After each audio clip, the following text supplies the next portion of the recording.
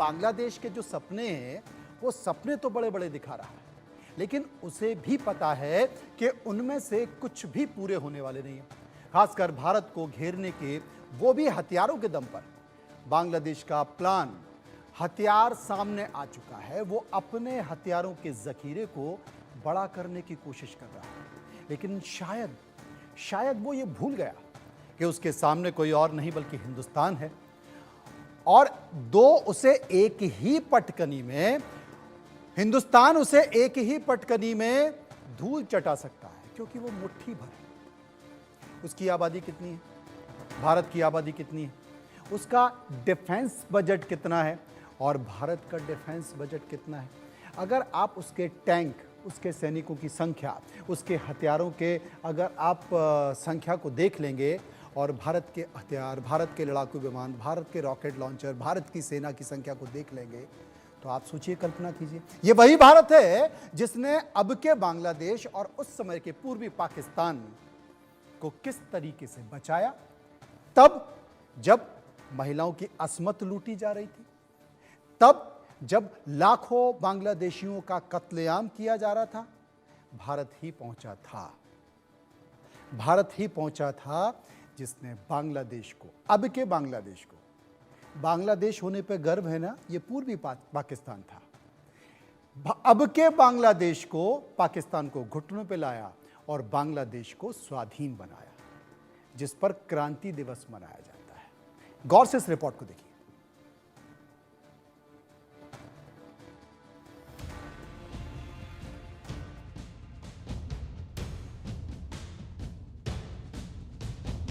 बांग्लादेश पर कयामत टूट पड़ी है, उस पर अदृश्य हमला हुआ है। यूनुस सरकार को ठीक से पता ही नहीं है उसका सामना किस दुश्मन से हुआ है। बांग्लादेश का यह नया दुश्मन बेहद तेजी से देश के अलग अलग हिस्सों को अपनी जद में ले रहा है।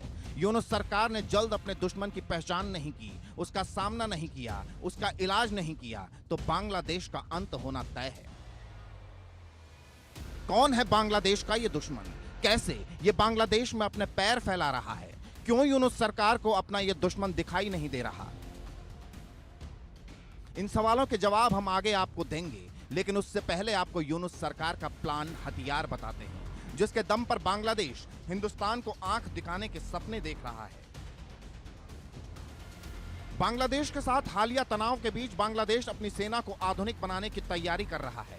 इसके लिए वो घातक हथियार, जमीन पर हमला करने वाले हथियार, लड़ाकू विमान, हेलीकॉप्टर, ड्रोन और युद्धपोत हासिल करने की कोशिश में जुटा है। यूनुस सरकार इन हथियारों के लिए सैन्य साझेदारी का दायरा बढ़ा रही है। चीन और पाकिस्तान के अलावा ढाका ने हथियारों के लिए अमेरिका और यूरोप से संपर्क किया है। अपनी सैन्य जरूरतों के लिए ढाका कई दूसरे देशों के साथ भी संपर्क साध रहा है। इनमें इटली, तुर्की, फ्रांस और स्वीडन शामिल हैं। बांग्लादेश अपनी सेना के लिए अमेरिकी ब्लैक हॉक हेलीकॉप्टरों को लेने पर विचार कर रहा है। वो पश्चिमी देशों से काउंटर यूवी सिस्टम हासिल भी करना चाहता है। अपनी वायुसेना के लिए ढाका यूरोपीय यूनियन सुरक्षा ढांचे में शामिल होने की योजना बना रहा है। अपनी तात्कालिक जरूरतों के लिए उसका चीनी J-10C फाइटर जेट खरीदने का भी प्लान है। लेकिन सवाल यह है, क्या इन देशों से बांग्लादेश को हथियार मिल पाएंगे? जहां तक अमेरिका और यूरोप का सवाल है, उनकी जो वेपन लॉबी है वो बहुत स्ट्रांग है, सो वो इनको अपने वेपन बेचेंगे। और जहाँ तक चाइना और पाकिस्तान का सवाल है, ये सबसे आगे बढ़ के बांग्लादेश की मदद करेंगे, ताकि इंडिया के ऊपर जो इस समय पहले दो दुश्मनों से जूझ रहा था, जो चाइना और पाकिस्तान से, तो उसमें एक थर्ड पार्टी की इन्वॉल्वमेंट भी हो जाएगी और होगा बांग्लादेश। बांग्लादेश की नौसेना 12 नए युद्धपोत हासिल करने का लक्ष्य बना रही है। इन जहाजों को बांग्लादेश में बनाने की योजना है, जिसके लिए विदेशी साझेदार की तलाश हो रही है। इनमें चीन के शामिल होने की उम्मीद है, जो पाकिस्तान में पहले से ही 4 पनडुब्बियों का निर्माण कर रहा है। बांग्लादेश की नौसेना फरवरी में पाकिस्तान के बहुराष्ट्रीय अभ्यास अमन में शामिल होने जा रही है। उसी महीने पाकिस्तान की सेना उत्तर पूर्वी बांग्लादेश के मेमनसिंह में एक ट्रेनिंग मॉड्यूल में हिस्सा लेगी। लेकिन सवाल यह है, क्या इन कोशिशों से, इन हथियारों से बांग्लादेश भारत से टकराने का जो सपना देख रहा है वो पूरा हो सकेगा? भारत को अपनी पूरी जो डिप्लोमेसी है उसको प्रखर करना पड़ेगा और इन दोषों को समझाना पड़ेगा कि ये जो है इस एरिया में, साउथ एशिया रीजन के अंदर, हथियारों की होड़ जो है वो शांति को भंग कर सकती है, जिसके परिणाम काफ़ी भयंकर हो सकते हैं, ना सिर्फ साउथ एशिया के लिए बल्कि पूरे रीजन के लिए। वैसे पश्चिम बंगाल के सुखदेवपुर में भारत से भिड़ने का नतीजा बांग्लादेश भुगत चुका है, जब बॉर्डर गार्ड बांग्लादेश यहां फेंसिंग रुकवाने पहुंची थी और बॉर्डर सिक्योरिटी फोर्स के वीर जवानों का सामना होते ही उन्हें उल्टे पैर वापस लौटना पड़ा था। ऐसे में भारत से टकराने का सपना देख रहे यूनुस पहले अपना घर संभाल लें, ये ही उनकी बड़ी कामयाबी होगी। Bureau report, India news. इस रिपोर्ट के बाद अब तक तो आप ये समझ चुके होंगे कि बांग्लादेश खुद को ताकतवर करने के लिए दूसरे मुल्कों से हथियार खरीदना चाहता है, लेकिन अब ये जान लीजिए कि कैसे एक अदृश्य दुश्मन ने बांग्लादेश को परेशान कर रखा है। ढाका के 4 बड़े अस्पतालों की हवा में खतरनाक स्तर के मल्टी ड्रग रेजिडेंट बैक्टीरिया का पता चला है। ढाका मेडिकल कॉलेज अस्पताल, Bangabandhu Sheikh Mujib medical university, Khwaja Badruddoza modern अस्पताल और मन्नो मेडिकल कॉलेज अस्पताल के सैंपल लिए गए हैं। इन अस्पतालों की हवा में मौजूद पार्टिकुलेट मैटर में बैक्टीरिया की जांच की गई है। हवा में पाए गए 11 तरह के ये बैक्टीरिया में स्टेफिलोकोकस ऑरियस, ई कोलाई और स्यूडोमोनास एरोजिनोसा जैसे बैक्टीरिया शामिल हैं। ये bacteria pneumonia, urinary tract infection और रक्त संक्रमण जैसे गंभीर बीमारियों को पैदा कर सकते हैं।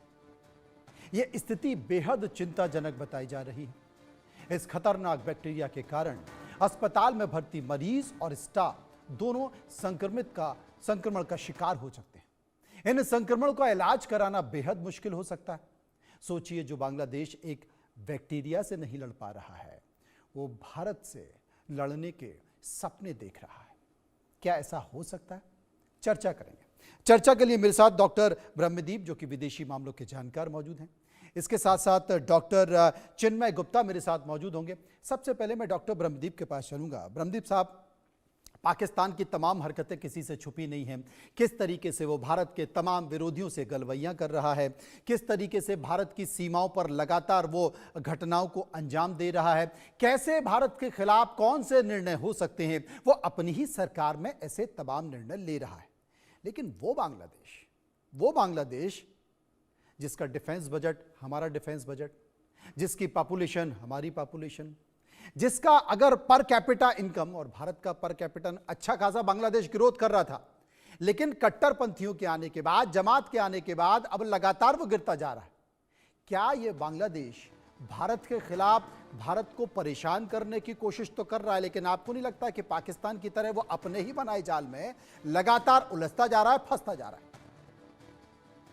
मनोज जी, देखिए, बांग्लादेश की जब आप बात कर रहे हैं और जो कुछ उसके हालात हैं, तो मुझे एक मगन प्रहरी, एक मशहूर शायर हुए, उन्होंने एक बात कही थी कि दिखने में यूं तो यारो गर्दे गुबार छट रही है, हकीकत में रेवड़ी अंधों में बट रही है, आसमान फटा हुआ पैबंद कहाँ लगाए, सच पूछो यारो जिंदगी तो कट रही है। दरअसल बात यह है कि इस देश ने अभी अभी बंद और राजनीतिक जो विरोध है उससे उबर कर अपनी अर्थव्यवस्था को ठीक किया था, लेकिन कट्टरपंथियों की जो जमात है उसकी नजर इस पर ऐसी पड़ी कि सत्ता से बेदखल भी कर दिया, तख्ता पलट भी कर दिया, और अब उस देश के साथ खड़े होने को तैयार हो गए जिस देश से पाकिस्तान की सेना ने लाखों, हजारों नहीं लाखों बहु बेटियों की आबरू को लूटा, लाखों बंगालियों को निर्ममता से मारा, और वहीं पर भारतीय सेना इनके साथ खड़ी रही। हमारे 15-16 हजार जवान वहां पर शहीद हो गए, और भारत ने यदि वहां के मुक्ति जो संगठन है, मुक्ति संग्राम है, मुक्ति जो सेना है, उसको यदि प्रशिक्षण नहीं दिया होता, तो आज भी ये जो पूर्वी बंगाल के लोग हैं इनको लूटा जाता, इनको खसोटा जाता, और ये बांग्लादेश का अस्तित्व हो ही नहीं पाता। तो जो बांग्लादेश की अंतरिम सरकार के मुखिया है मोहम्मद यूनुस, जो गरीबों के हितों के लिए आगे बढ़ते हुए नोबेल पुरस्कार तक पहुंचे थे, वो क्यों अपने देश में कट्टरपंथियों के जाल को मजबूत कर रहे हैं?